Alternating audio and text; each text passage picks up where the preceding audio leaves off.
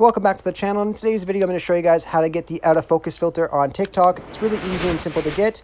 It looks very similar to this if you haven't seen it. And the person just walks into the frame and then it starts to get sharper and sharper as they come along. It's really, really cool. So all you have to do to get this filter is just head over to TikTok. And all you want to do is just search for out of focus filter with no spaces.